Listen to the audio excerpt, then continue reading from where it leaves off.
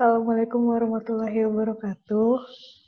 Perkenalkan kami dari kelompok 1 yang beranggotakan Aldo, Bregas, Julieta, Rusda, dan Wafa akan mempresentasikan tentang aplikasi Laplace di fisika nuklir. Nah, membahas fisika nuklir sendiri berkaitan dengan peluruhan radioaktif. Nah, definisinya adalah proses pemecahan inti atom yang tidak stabil yang kemudian memancarkan energi radiasi. Nah, tapi cakupan presentasi kami kali ini akan membahas tentang rumus laju peluruhan atau aktivitas peluruhan radioaktif. Nah, selanjutnya kita masuk ke rumus atau bentuk pemodelan dari laju peluruhan zat radioaktif. Nah, seperti yang kita udah pelajari, kita dulu pernah belajar tentang peluruhan pada bakteri. Nah, pemodelan yang dipakai itu sama. Jadi di sini ada N aksen sama dengan min Kn, di mana N aksennya bisa ditulis dN dalam fungsi waktu per dt, sementara K di sini merupakan konstanta peluruhan. Nah, kenapa minus? Karena ini merupakan bentuk peluruhan, sehingga hasilnya nanti cenderung lebih kecil masanya dari masa awal. Dan N di sini merupakan jumlah atom atau massa atom yang belum meluruh dalam sampel isotop radioaktif. Nah, di sini ada transformasi Laplace.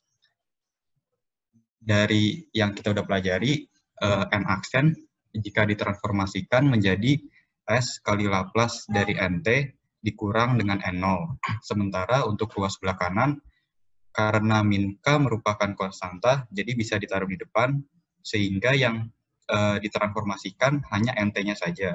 Sehingga bentuknya menjadi min K dikali Laplace dari NT.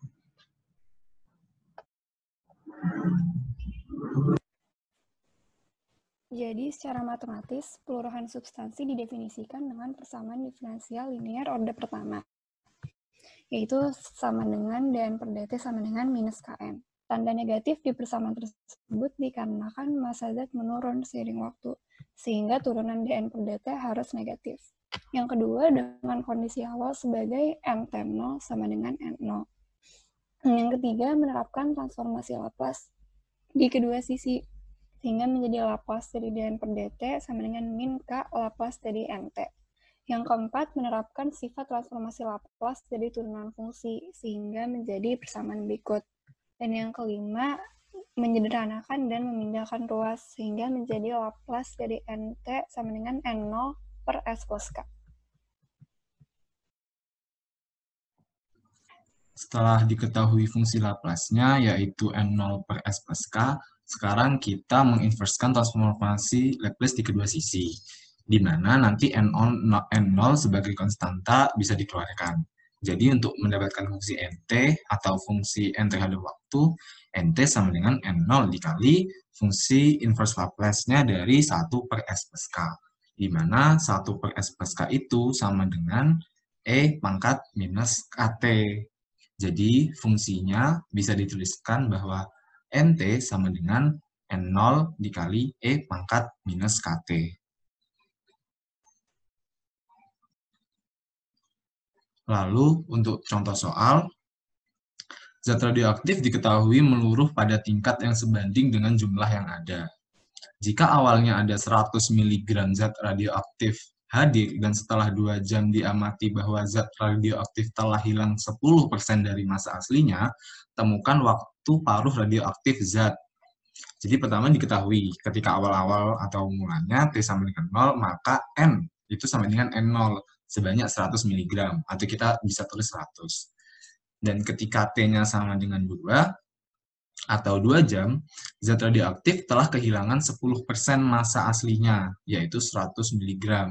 Nah, ketika kehilangan 10% massa aslinya, berarti dia kehilangan 10 mg. Jadi bisa ditulis N ketika T sama dengan 2, 100 minus 10 sama dengan 90.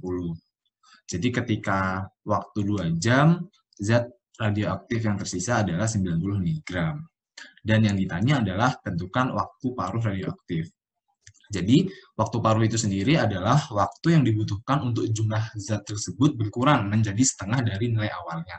Jadi, ketika kita punya massa awalnya 100 mg, berapa sih waktu yang dibutuhkan untuk memperoleh massa sebesar setengah 100 mg? Setengah dari 100 mg, yaitu 50 gram. Jadi, begitu. Untuk menjawab soal yang barusan, kita akan menggunakan rumus laju yang tadi, yang dN per dt sama dengan min Kn. Lalu kita menerapkan transformasi Laplace di kedua sisi, sehingga L dN per dt sama dengan min K L nt. Lalu kita menerapkan sifat dari transformasi Laplace dari yang kiri dan yang kanan, seperti yang tadi sudah dijelaskan di slide sebelumnya, menjadi SL nt min N0 sama dengan min KL nt. Nah, karena tadi sudah diketahui kalau N0-nya itu 100, jadi di langkah selanjutnya kita masukkan angka 100. Jadi persamaannya menjadi SLNT min 100 sama dengan min KLNT. Lalu kita pindahkan min 100 ke kanan dan min KLNT ke kiri, sehingga persamaannya menjadi S plus K dikali LNT sama dengan 100.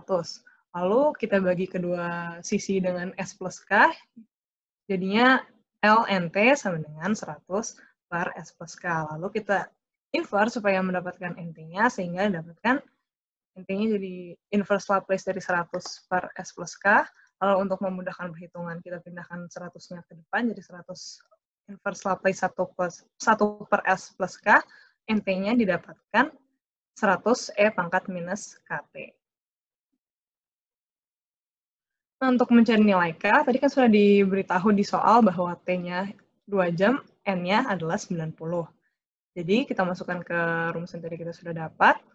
NT sama dengan 100 E pangkat min KT. Jadinya, karena T-nya 2 dan N-nya 90, dimasukkan 90 sama dengan 100 E pangkat min 2K. Lalu kita bagi 100 kedua sisinya, jadinya E pangkat min 2K sama dengan 0,90. Lalu kita terapkan ln, jadi ln E pangkat min 2K sama dengan ln 0,9, itu nanti jadinya akan K sama dengan min setengah log E atau ln 0,90, jadi didapatkan K-nya memiliki nilai 0,05268. Lalu untuk mencari waktu paruh, seperti tadi sudah disebutkan pada bagian ditanya soal, ketika N sama dengan N0 bagi 2 atau 100 bagi 2 sama 50, itu yang dibutuhkan untuk mencari waktu paruh, karena waktu paruh itu waktu yang dibutuhkan untuk mencapai setengah dari jumlah awalnya. Sehingga kita masukkan ke rumus yang tadi, NT sama dengan 100 E pangkat min KT, karena NT-nya ada 50, kita sudah tahu, jadi 50 sama dengan 100 E pangkat min KT, dan K-nya kita sudah dapatkan dari proses yang sebelumnya, yang di kiri ini, jadi 50 sama dengan 100 E pangkat min 0,05268T. E pangkat 0,05268T sama dengan 0,50, lalu kita terapkan ln kedua sisinya, sehingga kita akan dapatkan T sama dengan minus 1 per 0,05268, ln 0,5, lalu akan didapatkan T sama dengan 13,157 jam. Sehingga waktu paruh untuk zat ini adalah 13,157 jam. Jadi, kesimpulannya, aplikasi transformasi Laplace untuk memecahkan solusi permasalahan peluruhan radioaktif dapat digunakan dengan baik. Aplikasi yang diberikan menunjukkan efektivitas penggunaan transformasi Laplace dalam memecahkan dan menyederhanakan masalah tersebut. Sekian presentasi dari kami. Terima kasih sudah mendengarkan. Wassalamualaikum warahmatullahi wabarakatuh.